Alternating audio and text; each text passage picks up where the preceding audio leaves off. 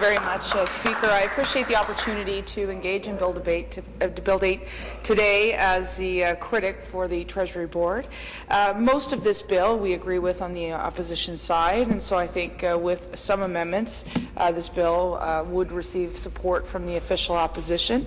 I think this bill has been debated previously in the last Parliament, and of course that's very fresh in all of our minds. It was just less than a year ago when my former colleague Doug Holliday took to this Assembly floor and talked about his thoughts on this piece of legislation. At the time, Doug said this omnibus piece of legislation is a far-reaching proposal that, if enacted in full, would expand considerably the scope and impact of controlled supervision of spending by public sector agencies and elected officials, and which is something that our party has often agreed with. And in fact, I had previously put forward a very comprehensive truth in government piece of legislation in previous parliaments to talk about greater government accountability and transparency. That said, every piece of legislation when it hits the floor of the Assembly isn't perfect, and I do intend to share some of my concerns with this piece of legislation. Though before I do that, I did want to say thank you for the very comprehensive briefing that I received from ministerial staff as well as the President of the Treasury Board's ministerial staff. They took me through the compendium, and at the time I had a number of questions, some of which were answered satisfactorily, others that I think should have further debate, not only in this Assembly but certainly as we engage through the committee process. And I think it's really important that those stakeholders that are affected, including the Ombudsman, including the Integrity Commissioner, including the Provincial Child and Youth Advocate, including the broader public sector, should be engaged and brought to this process. And I do also point out that several municipalities may actually want to provide deputations themselves, giving the expanded role and power of the Ombudsman. So I think that's a place, and I think a starting point for us would be engaging in debate here, talking to stakeholders. But I believe a full hearing at committee would be really beneficial as we move forward. I think it is no secret that this piece of legislation is put before us on the Assembly floor, not only now here as Bill 8, but previously as Bill 179 in the last Parliament, because of two ongoing OPP investigations. One into the deleted documents and emails as it pertains to the gas plant scandal from the 2011 election, as well as the air ambulance scandal at Orange, which effectively has rocked this Assembly. And there will be a public accounts report that will come out this week regarding that travesty. And I can say, as Vice Chair of the Public Accounts Committee, that will be made available in both official languages later this week. It will be tabled by my seatmate, Ernie Hardeman, who is the chair, and it will talk about some of the recommendations our nonpartisan Standing Committee on Public Accounts has to deal with the Orange Air Ambulance scandal. So I just want, for the benefit of those members who have just arrived at this Assembly in the last 4 to 5 months, I think it's important that they understand the reason, or raison d'etre, behind this legislation is two OPP investigations into the government. I had heard it before, and I think it's important to say one more time, and I believe it was my colleague from Chatham-Kent, Essex, who said you can't legislate ethics. And I think that's really important, because when you look at why some of this legislation is put before us, it is because of some of the actions of government, and some of the actions of government when they were ignoring existing legislation. So again, I put to the members opposite, and I think this is going to be a challenge for them to come to an answer to on the floor of this Assembly, is how, if there were previous laws in place, could they have been so brutally ignored? And I think that's going to be one. And I think the example that comes to my mind immediately is public records and archiving. And as the former energy critic who sat on the Justice Committee during the entire probe and looked into the Auditor General's report, my big concern at the time was that there was potentially a criminal breach of trust given that there was legislation on the books enacted by the government, yet even the Premier who had been, Premier Mr. Dalton McGuinty, who had talked about all of this wonderful new era of accountability and who brought in public records archiving legislation, his own staff had ignored it. And that, to me, Speaker, is very concerning. And so the onus now becomes on the government to say to us, we will follow our own legislation, because previously they hadn't. And I don't think that's unreasonable for the opposition and the public to ask that question and to hold the government accountable, and we are quite skeptical. So there is an onus on the government to say, yes, when we put this omnibus legislation forward, as I believe the parliamentary secretary said, he called it wide-ranging. If they are going to put this on the agenda, they're going to have to implement it and follow it. But as I say, you cannot legislate ethics. It is going to be a directive from the top here by the Premier, who will make sure that this is a government that is accountable. And that hasn't happened previously, and I can cite numerous examples. Speaker, you have been in this Assembly for a little bit, almost as long as myself, and I can certainly say to you this. We've experienced scandals at the OLG, at eHealth, at Orange and the gas plants, Cancer Care Ontario. We have seen legislation respond to those. We've seen legislation respond to those scandals over the past decade since this government has taken office. And again, we continue to see more spending scandals, more mismanagement arise. So I don't think it is unreasonable for us in the opposition to raise those concerns. In fact, I think that's what the government, the public expects us to do. I wanted to point out a couple of the challenges and where I wasn't satisfied with some of the responses I received from the bureaucrats and from the Minister's office. Not to say that that the briefing I received wasn't beneficial. It certainly was. They answered a lot of my questions. It was a wide-ranging and it was a fulsome discussion. But there were areas in the summer when I was being briefed on this bill that I was concerned with. And the first is the overlap and duplication.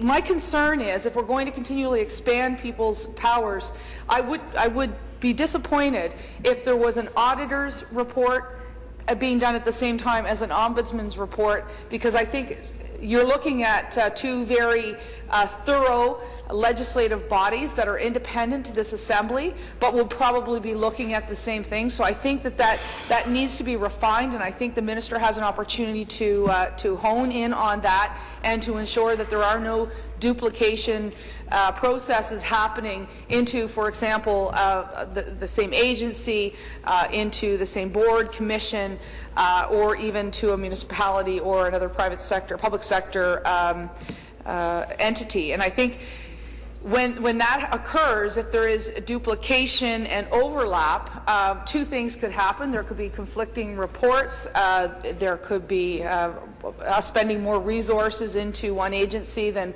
need be, while we're not focusing on others. So I think, and again, that will be quite costly. So I think that I haven't received a satisfactory response on that, and I would like the Minister or her parliamentary assistant to provide me with how they see this moving forward. And I think we may have an opportunity to hone down on that in committee, and I think that there's an opportunity. Another area that concerns me, and it was the parliamentary assistant indicated this in his remarks, and it was a question that I had at the time when I had my briefing, and it is, who is included in the broader public sector Executive Compensation Act? And what concerns me is that some entities within the broader public service are not included. And it was a question that I had for ministerial staff as well as for the bureaucracy. And I simply was not satisfied with the answer I received, and I wasn't satisfied today with the points brought forward by the parliamentary assistant. So I think the Liberals and the government of the day have an opportunity here to refine their message and to put forward their point of view on this, and I believe in committee we should have that discussion, and I think we should have that discussion here on the floor of the Assembly.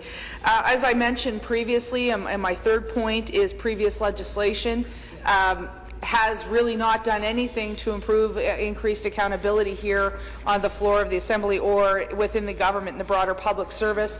I can't tell you how many pieces of legislation I've debated over my 4 terms here, Speaker, where we were going to end the worst scandal of all time by creating this new accountability piece by the Liberals, and then, you know, within that year, there's another scandal. And even the Premier herself noted during the debates on the gas plant scandal that it was a politically motivated decision. So the challenge is for this government is to indicate to the public, and not just members of the opposition, that they're serious about legislation that they pass, and that as we move forward, any legislation that they pass will be followed, and there wouldn't be political motivations or personal motivations that would cloud that legislation and break that legislation. And as I said, we have before us 2 OPP investigations ongoing into the government on 2 major scandals. And that I think is critical, and it's something that we must remember. Another area, and the fourth point I had, and this has bothered me over the past 4 months, is we're talking, and I applaud the government for doing this, requiring cabinet ministers, opposition leaders, staff, and MPPs to post expenses online. I think that's critical. Where I think there is a disconnect, and this edict or this part of the legislation is lacking, is that it doesn't include the Speaker, it doesn't include the Clerk, it does not include any of the Legislative Assembly staff on hospitality. That's lacking. So if you're talking about tax dollars and talking about protecting tax dollars, every single tax dollar should be included here. That means every single person that works for this Legislative Assembly, and that has not been included, and I will be putting forward a motion at committee and an amendment for that, because again, I think people deserve to know where their tax dollars are being spent, and I think that is a glaring omission in this bill. You know, there's no reporting mechanism in place here as well when it comes to the Legislative Assembly. You'll notice if you look into the details of this plan that it could be up to the Board of Internal Economy. They could choose, for example, to report once every 10 years. And I think we need to clearly define that this happens. Now, we'll have to have a conversation with the Integrity Commissioner who will look at these expenses, and then they'll have to post. So I think we have to be reasonable. You know, maybe she needs a month, and this is a 2-month process, and we should report quarterly or we should report annually. But that is not defined in this piece of legislation, and I think, I mean, that's something that could be considered quite minor. But, Speaker, if the intent of the legislation is to post these online, I think that taxpayers across the province deserve clarity. They deserve to understand when they are going to expect their MPP's expenses to be posted online. By the way, I think there's a number of us here who actually do post what's online, and I know we make available our annual expenses to the public, and we make them available to the media as well. I don't think there's anything that we should be ashamed of. I think that if I could tell you, I've worked in municipal government, I've worked on federal Parliament Hill, I must applaud the staff at our Assembly for having what I would consider the most stringent laws on taxpayer dollars in any of the places I've worked. And I applaud the people at Finance here because they take strict control over what's expensible and what is not. So again, we have, I think, a good system here, but I think we need to enhance it, and I think we need to have clear rules about it. Speaker, I'm here today not only to discuss Bill 8, which I am the critic for, but I will also be speaking to an Opposition Day motion later this afternoon, which is a PC opposition motion to ensure that Laura Miller and Peter Feist appear before the Justice Committee before report writing. I had a question in the Assembly, as most members will remember yesterday, asking for them to appear and getting the support out of the out of the government House Leader to ensure that they appear before us in committee, and I didn't get the response that I wanted. We will have an Opposition Day motion today. I would hope that there will be some members of the Liberal caucus that would support it. I do certainly hope that my colleagues in the third party would support it, and there is a reason for that. I'm no longer the energy critic. I no longer sit on the Justice Committee. Having said that, Speaker, what's critically important to me is that the transparency and accountability that this government ushered in or wanted to usher in back in July when they formed their government, they had promised us that this would be a new era. Now, if it truly is a new era for transparency and accountability, then they would allow those two individuals to testify as they were expected to back in May of last year before a writ was dropped. If the government is truly concerned with transparency and accountability, they wouldn't just pass Bill 8 and they wouldn't just listen to our concerns in the opposition and how to protect that. They would actually say they will support these two individuals appearing before committee before report writing begins. I think that's critical, I think that's necessary, and I think that's in the best interest of the public of Ontario. And I ask and I plead with the members opposite that if you are serious about supporting Bill 8, if you are serious about government accountability and transparency, why stop at Bill 8? Why stop at debate this morning?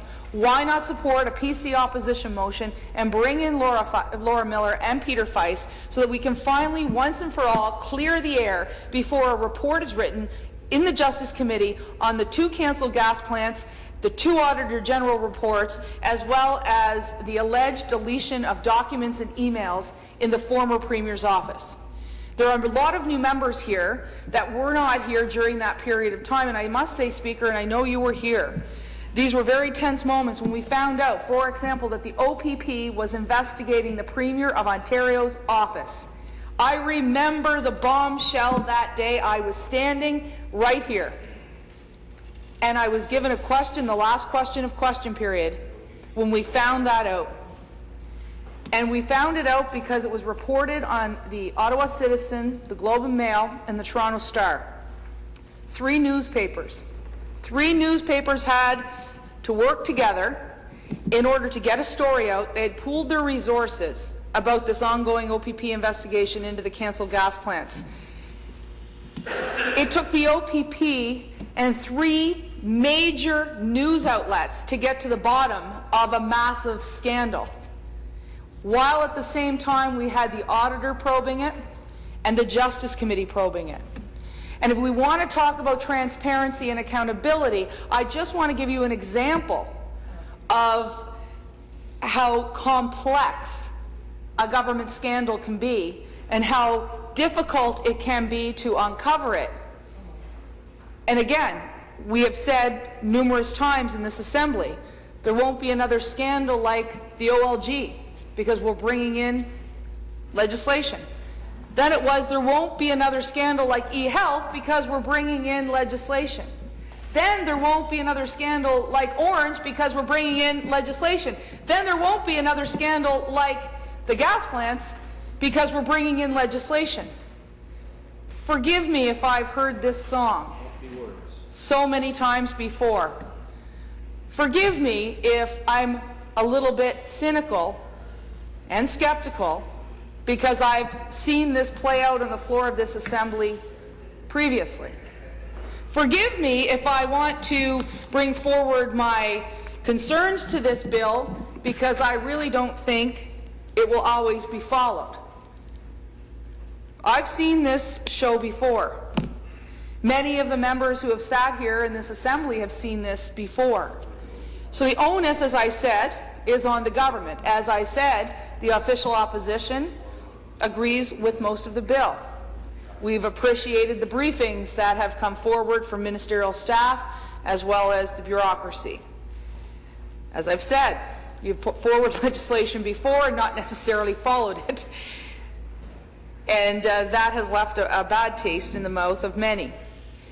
I remind you of what my colleague from Chatham-Kent Essex said. You cannot legislate ethics. So the onus will be on the government, any government, regardless of which stripe they are, regardless of who their premier is. The onus is always on the government to ensure they follow the letter of the law, not just its intent, and that they must ensure that they rebuild public trust. But, as I've said, there are many challenges with this bill, and I just want to re-highlight them. I throw this out to the government to deal with the challenges. Overlap and duplication. The government has not costed this piece of legislation. There will be an added bureaucracy. Not that we're opposed to that on this side, but we want more details. We want to see an action plan from not only the government, but from the respective departments that are going to have to deal with this. And I think we have a tremendous opportunity during committee to speak to those who are directly affected. And as I state them one more time, that would be the Ombudsman, the Provincial Advocate. I think we should speak to the Auditor and, of course, the Integrity Commissioner. We may also want to hear from municipalities who will now be affected by this legislation, which I support, by the way. I support that clause, but I think we need to hear from them as well. I think it's important that we find out which groups are designated, which groups are not designated in the broader Public Service Accountability Act. I think if we're going to designate some, we should designate all. That means the LINs, the CCACs, I think hospitals, they should all, hydro entities, they should all be included in this piece of legislation, and I would like an assurance from the government that they will be. I think that's critical. I think that's important. And we're not talking about $200,000 with these entities like we are with each of the MPPs here. We're talking about billions in public dollars at these entities, and that is where your biggest scandals will occur, and that is why I think we need safeguards in place, Speaker, and I think that's important. And again, that just allows me this easy segue again into what I had said earlier. If we are going to talk about... I'd like to remind some of the members who will remain nameless at this point that when they come in and out of this House or cross in front of the chair, they are to acknowledge the chair. Thank you. Continue. I would like to acknowledge you, Speaker. Thank you. And I think it's important that all people who are employed by the Assembly follow the same rules, especially when there are major budgets in play.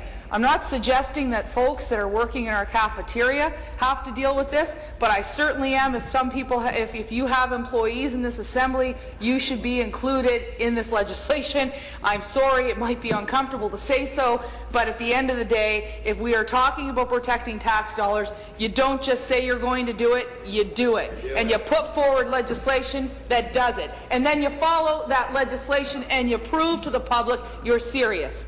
And I believe that is something that we should say. Now, Speaker, I know I only have a few more minutes before the House rises for question period, but I did want to acknowledge about this time a week ago today, my city and your city were rocked by what occurred. And I wanted to say to you, Speaker, I know you've had a very difficult week, and so has your city in Hamilton. And we've all spoken about the nation's capital where I reside and the impacts my colleagues from Orleans and from Ottawa South and Centre and West Nepean and Vanier, what we've dealt with.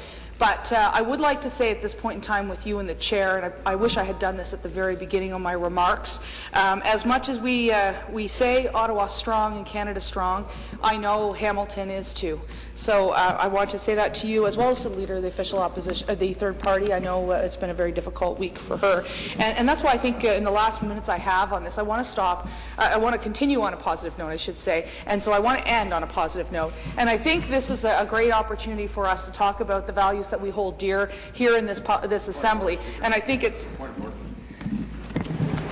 of order. Thank you, Speaker. Point of order. I just thought of this. I wanted the Assembly to know. I just want to wish the member for Nepean Carleton a happy 40th birthday today. Oh, my goodness. It's not really...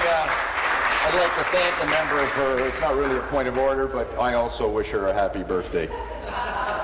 Continue. Thank you. I'm a long way from 16, Mr. Yakubuski. So Steve Clark, the member from Leeds and Grenville, was my best friend up until about 2 minutes ago. But I did this to him last year. When it was his birthday, and I interrupted question period to say it was his birthday. So yes, I'm another year older.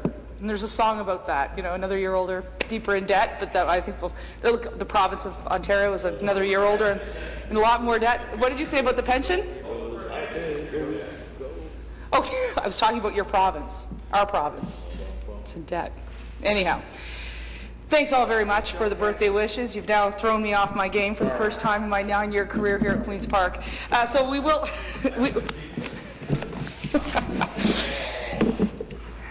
So let's finish on a positive note. This assembly was built on the values of democracy and the common values that we share: freedom of assembly, freedom of speech, freedom of worship, freedom of the press.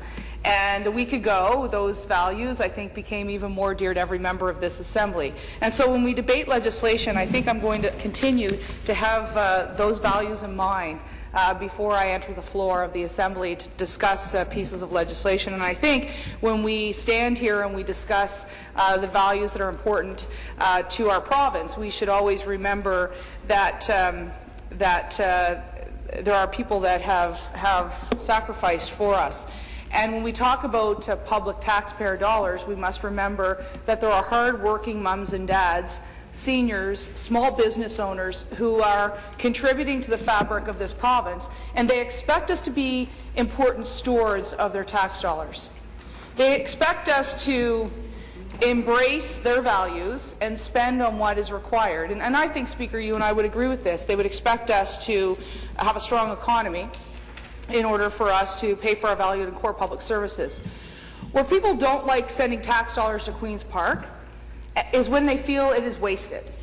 And we've had examples of that in the past in this province where it's been egregious, and it's been done by all governments, that is for sure. But sometimes when we get so disconnected from the public as a government or as an assembly, that is when the worst spending scandals occur. So I would encourage all members here to be vigilant on that matter and to ensure that the government is always holding accountability and transparency as a core and valued thing. And I know I have 1 minute left, and this is what I'd like to say. I would like to say to every member of this assembly, when we put forward a piece of legislation, let's ask a series of questions. Will this be a value for money? How much will this legislation cost? Who will it impact? Does it impact rural Ontario? Does it impact urban Ontario? Does it impact the suburbs? Does it impact our small businesses? Does it impact our local charities? I think these are reasonable questions for members of provincial parliament to ask. And I think that these are reasonable questions for us to ask in the context of Bill 8. I think they're reasonable questions for us to ask in the context of the debate which will occur later on this afternoon for transparency and accountability under the name of Jim Wilson, who is the interim leader of the Ontario Progressive Conservative Party. These are legitimate questions that should be asked each and every single time. So as I close, I again want to say thanks for the opportunity to debate. I appreciated the briefing from the Minister. We agree with most of this bill. We have some concerns. I've laid them out. We all know I've just turned 40. The province is in debt, and that I think that there are a number of questions that we have to raise. I hope that was a good summary because it took me 40 minutes to get here. Thank you all very much. Have a great day.